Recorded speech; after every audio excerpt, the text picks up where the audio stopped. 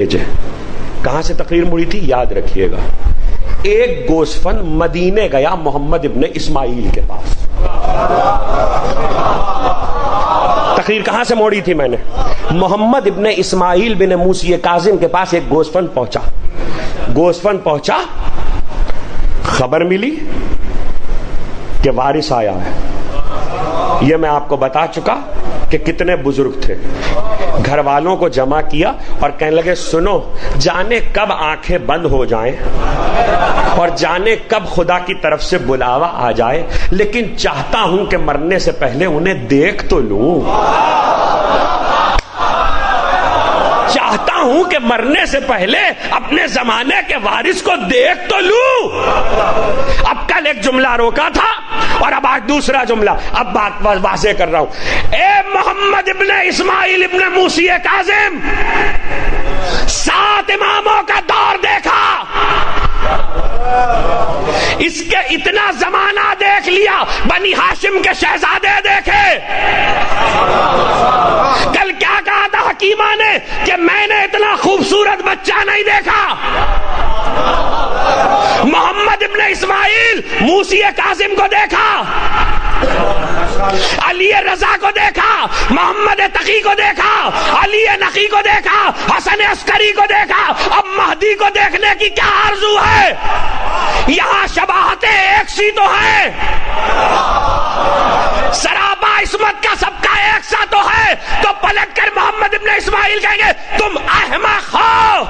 ایک خصوصیت مہدی کی یہ ہے جو کسی کے پاس نہیں، من لم یجعل اللہ لہ شبیہا. مہدی سب کی شبیہ ہے، مہدی کی کوئی شبیہ نہیں ہے.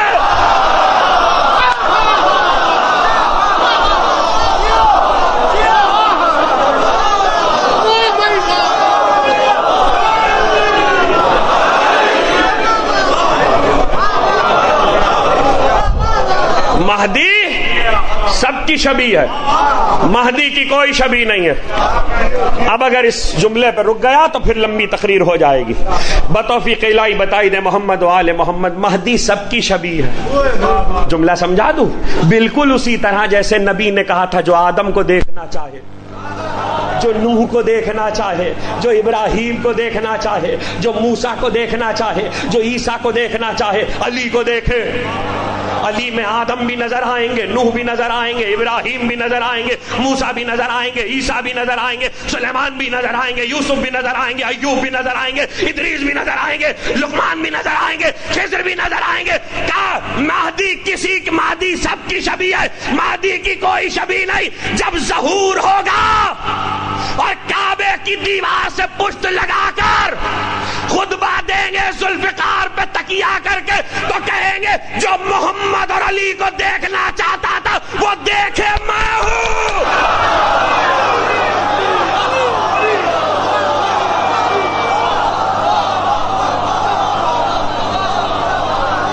یا امام المنتظر، یا امام المنتظر، یا امام المنتظر، نعرہ حیدری.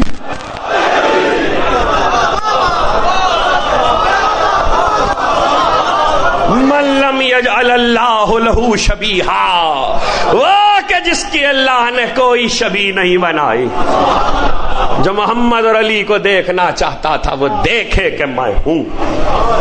کہا اپنے بچوں کو جمع کر کے خاندان کو کہا مجھے سامرا لے چلو. محمد ابن اسماعیل جیسا بوڑھا بزرگ خاندان کا، مجھے سرمن. کہاں مدینہ، کہاں سامرا. گھر سے نکل کے مسجد آتے تو 2 آدمی سہارا دیتے ہیں. بنی ہاشم کی شخصیت میں امام کا پوتا بتا رہا ہے، محدث آل محمد بتا رہا ہے کہ تاب و تما نہ ہو پھر بھی مہدی تک پہنچو.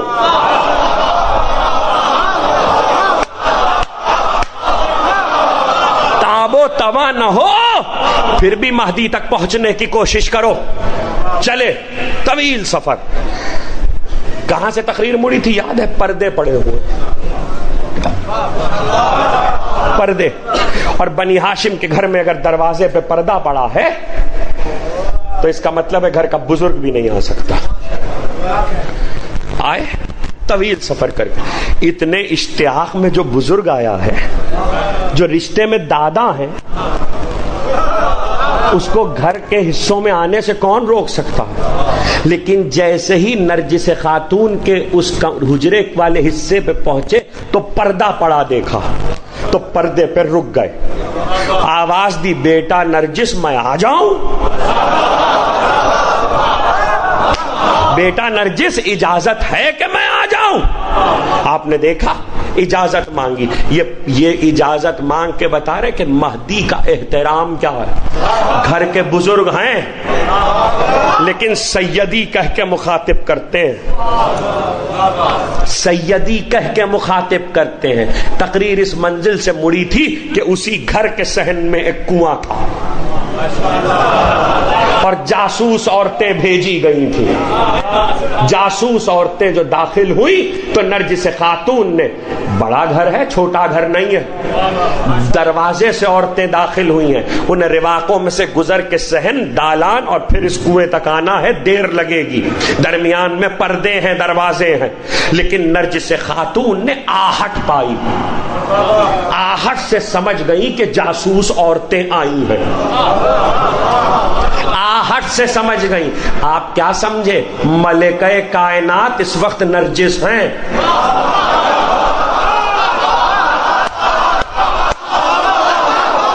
ملکہ کائنات اس وقت نرجس ہیں. ماں کی امام کی ماں ملکہ کائنات ہے, تو اپنی کائنات میں پتا بھی کہیں ہلے گا تو ملکہ کو خبر نہ ہوگی. جیسے ہی جاسوس عورتوں کی آہٹ پائی تو بی بی کنویں کے پاس سے گزر رہی تھی. کنویں کے پاس سے اچانک بی بی نے عورتوں کے اس رواق کی, اس صحن کی طرف آنے سے پہلے ہی بچے کو کنویں میں رکھ دیا. کنویں میں رکھ دیا, کنویں میں. ماں کو تو دیکھیے, کنویں میں پانی تھا, اس سے پانی لیا جاتا تھا. بی بی نے بچے کو کنویں میں رکھا. جاسوس عورتیں آئیں, ادھر دیکھا ادھر دیکھا, ڈھونڈا, تلاش کیا, کہیں کچھ نہ ملا, کوئی آثار نہیں پائے. عورتیں واپس چلی گئی. عورتیں جو واپس گئیں تو ماں کنویں کے پاس آئی. کنویں کے پاس آئی تو پانی سطح پہ آ چکا تھا اور مہدی پانی پہ بیٹھے ہوئے تھے.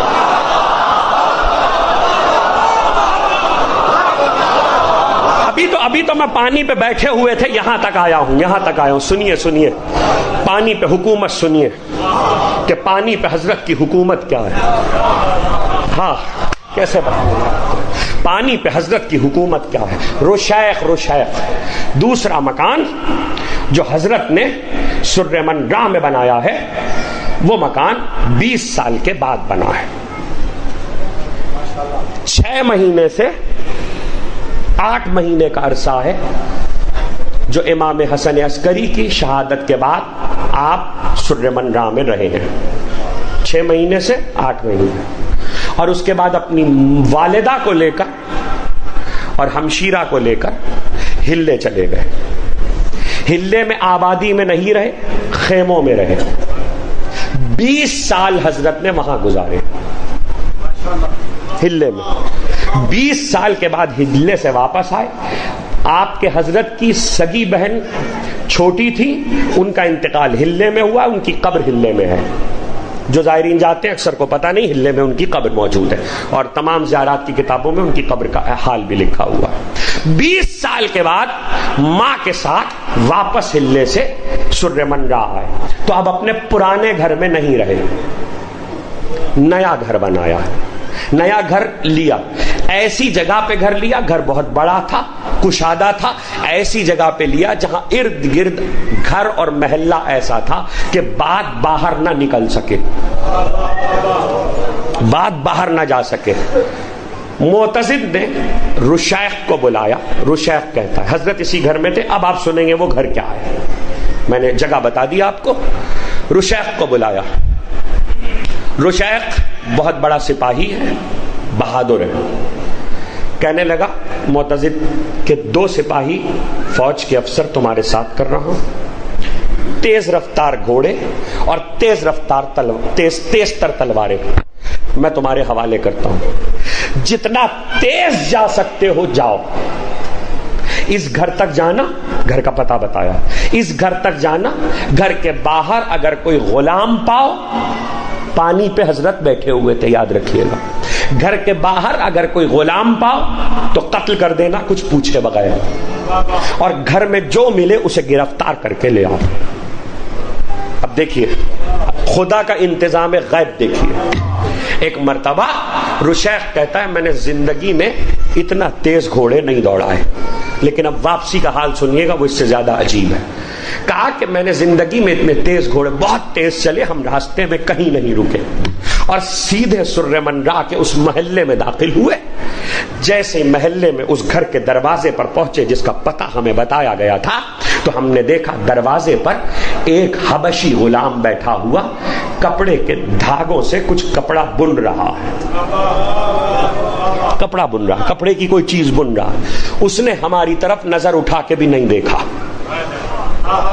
اس نے ہماری طرف, ہم کھینچے ہوئے تھے تلواریں, اس نے ہماری طرف 3 سپاہیوں کی طرف نظر اٹھا کے بھی نہیں دیکھا.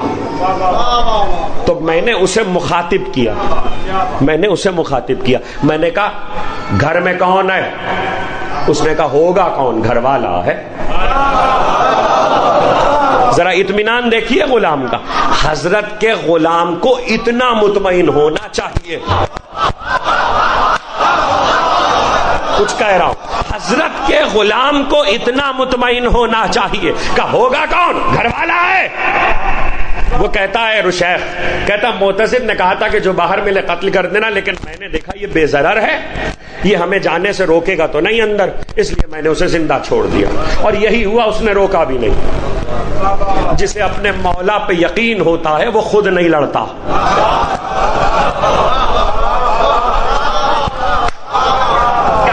جگہ جگہ تقریر روک کے آپ کو سمجھاؤں, جسے اپنے مولا پہ یقین ہوتا ہے وہ خود نہیں لڑتا.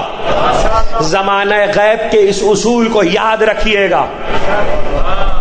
آپ کو مولا کی مدد پہ زندہ رکھا گیا ہے, اپنے بازوؤں کی قوت پہ نہیں. میں کچھ کہہ رہا ہوں, آپ کو اپنے مولا کی مدد پہ زندہ رکھا گیا ہے, اپنے بازوؤں کی قوت پہ نہیں. بازوؤں پہ ناز مت کرو. اور کہیں پشاور میں تقریر کرتے ہوئے کہا تھا کہ اسلحے اٹھا کر گھومنے والے لوگ یہ سمجھ لے کہ اس سے امام زمانہ کی خدمت میں کوئی تیاری نہیں ہو سکتی. اگر اپنے بازوؤں کو مضبوط بنانا ہے تو تلواریں چلانے کے قابل بناؤ, اس لیے کہ جب امام آئیں گے تو اسلحہ جام ہو جائے گا.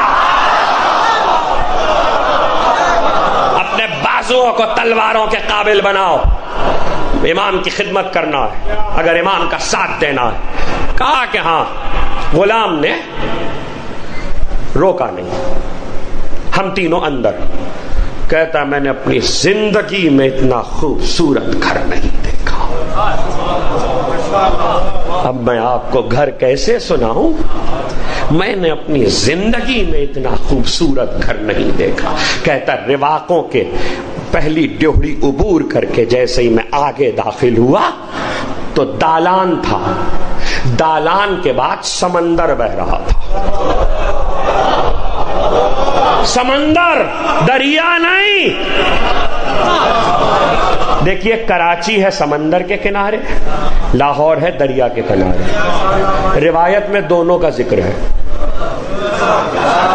سمندر, دریا نہیں. کہتا سمندر بہ رہا تھا, اور کہتا میں نے سمندر کے بعد دیکھا تو پھر دالان تھا. دالان کے اندر, دالان کے بعد ایک قصر تھا جس کے دروازے اور کھڑکیاں کھلے ہوئے تھے اور کوئی روزن بند نہیں تھا, اور ہم باہر سے کھڑے ہو کے قصر کے اندر کا منظر دیکھ سکتے تھے. اور اتنا خوبصورت قصر تھا کہ میں اس کی خوبصورتی اور حسن بیان نہیں کر سکتا.